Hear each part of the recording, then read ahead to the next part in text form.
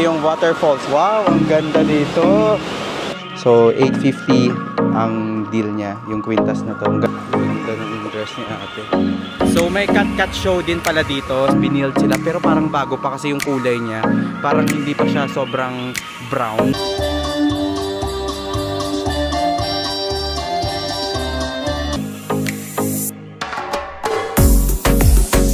I wonder, so next stop natin is dito sa may Cut-Cut Village.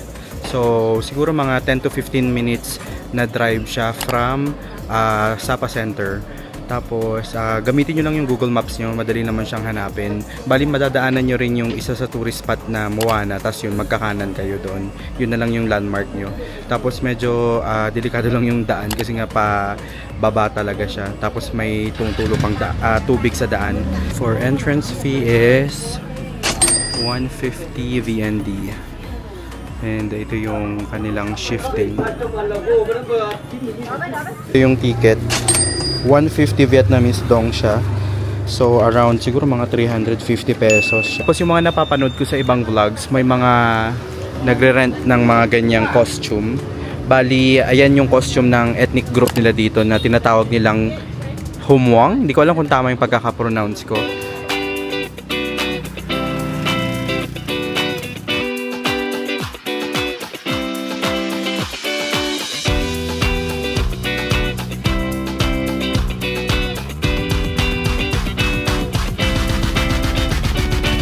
Hi ka-wonder, so nakabili tayo ng sing-sing kay ate.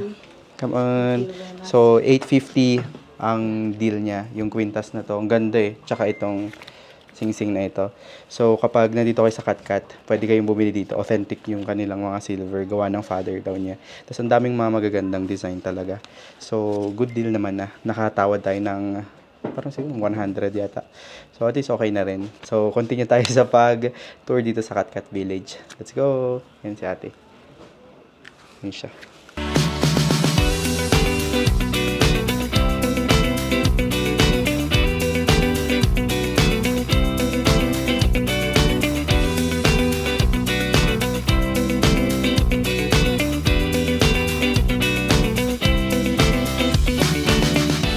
Wow, ang ganda naman dito.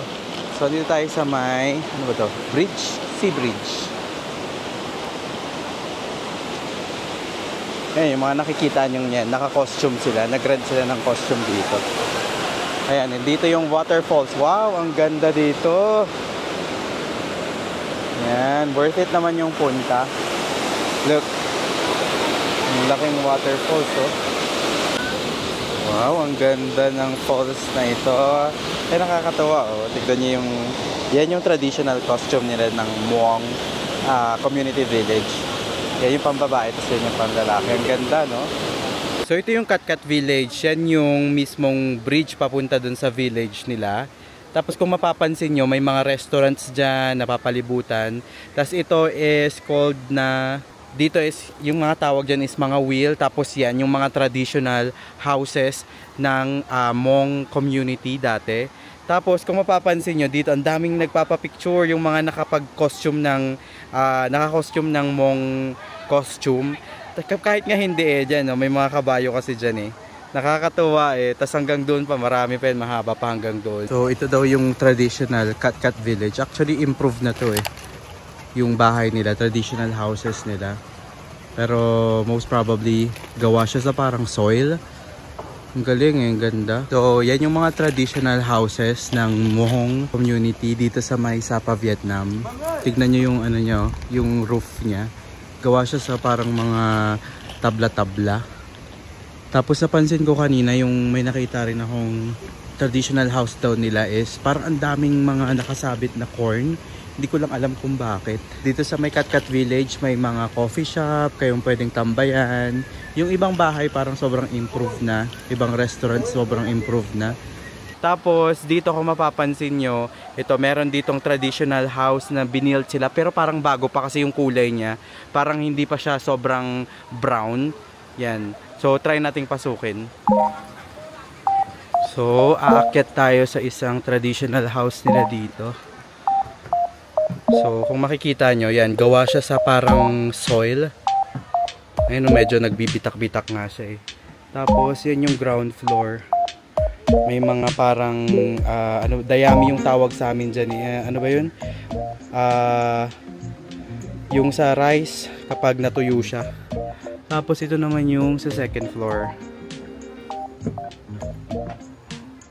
Ganito siya. Tapos, kung mapapansin nyo yung roofing niya, is parang gawa siya sa mga wood.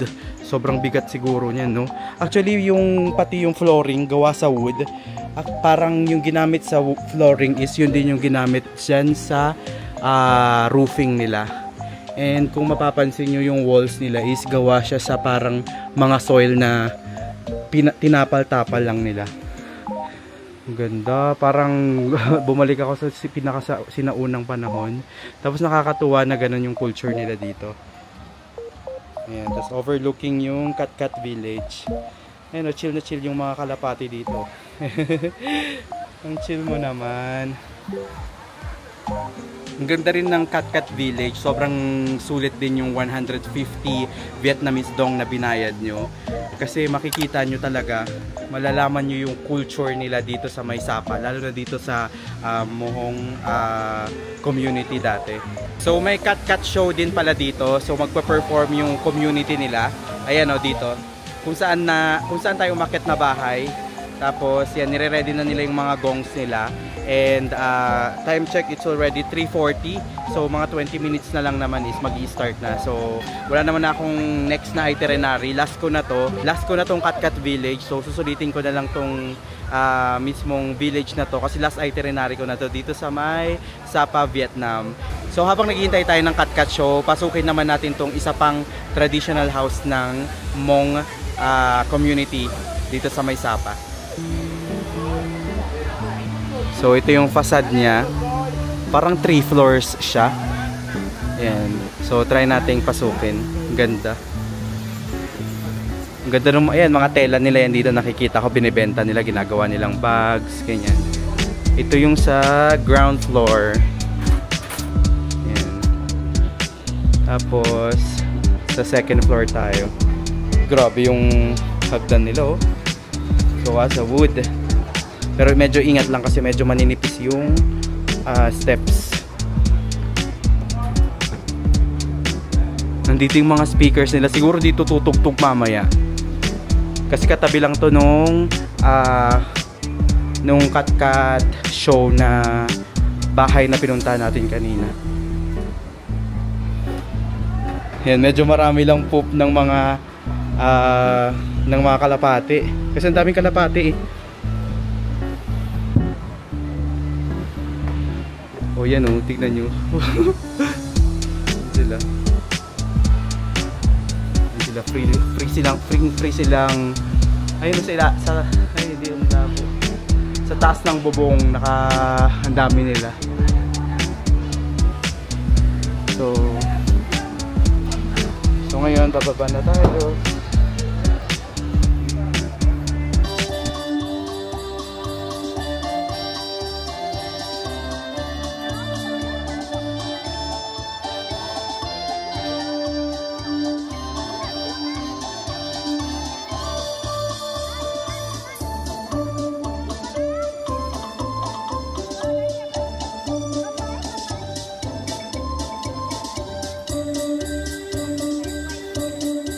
Hi Ka-Wonder! So nakabalik na ulit tayo sa may ticketing booth ng Katkat Village.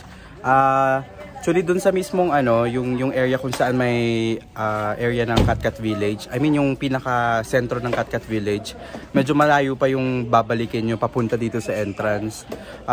Siguro mga 160 meters pa na akyatan, tapos may mga 120 meters pa na aakyatin ulit o na from highway papunta dito sa entrance. So may mga nag-o-offer doon ng may mga nag-o-offer ng motorcycle doon. Yung iba parang offer nila is around 100 Vietnamese dong.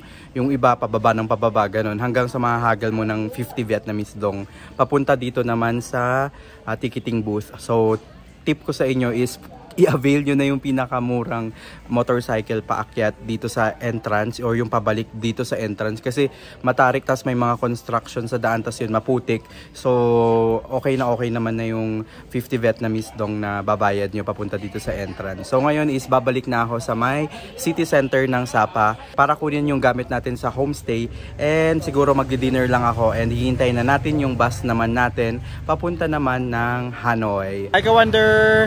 So nakuha ko na yung gamit ko ulit sa may homestay namin, and binalik ko na rin yung motorcycle na nirent ko. Ayaw nga pala, hindi ko nabanggit sa inyo yung details ng motorcycle natin. Bali yung mode of transportation kasi nila dito sa Sapa is mostly nakamotor, tapos may mga taxi pero mostly kasi mahal kasi nga private yung mga taxi dito. And meron yung parang ano bang tawag doon? Yung Tesla, yung parang sa Boracay na umiikot around the city or city proper ng Sapa, na umiikot sa town proper ng Sapa. Yun, pwede kayong sumakay dun, pero never kong na-try.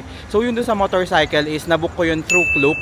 Tapos parang around 230 pesos yata yun. Tapos may promo code pa yun eh. So parang around 200 pesos per day ko siya na rent. So nakuha ko siya kaninang umaga, tapos binalik ko siya ng 7 PM. So binook ko yun sa Klook.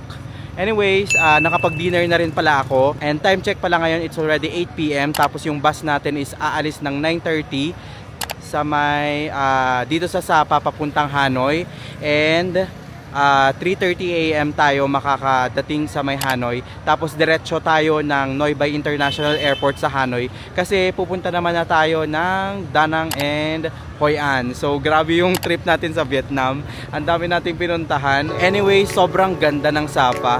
Sobrang, siguro dahil din isa is yung sa weather, malamig yung Sapa, so sobrang chill. And also feeling ko yung 2 days and 1 night ko dito sa may Sapa is swak na yun para matour ko yung mga famous spots or landmarks and iconic tourist spots dito sa may Sapa. Bali, iba rin yung vibe ng Sapa sa gabi. Sobrang vibrant, tsaka buhay na buhay yung kanilang lugar. So sobrang na-enjoy ko talaga tong Sapa. So kapag nagpaplano ka na pumunta ng Vietnam and may extra time ka, make sure na stop over ka dito sa Sapa dahil sobrang magiging worth it yung biyahe mo. Siguro dito ko na i-end yung vlog natin about sa Sapa, and see you na lang kapag pupunta na tayo ng Da Nang. So this is Wonder J saying bye bye mga ka-wonder, and see you on my next vlog. Bye bye!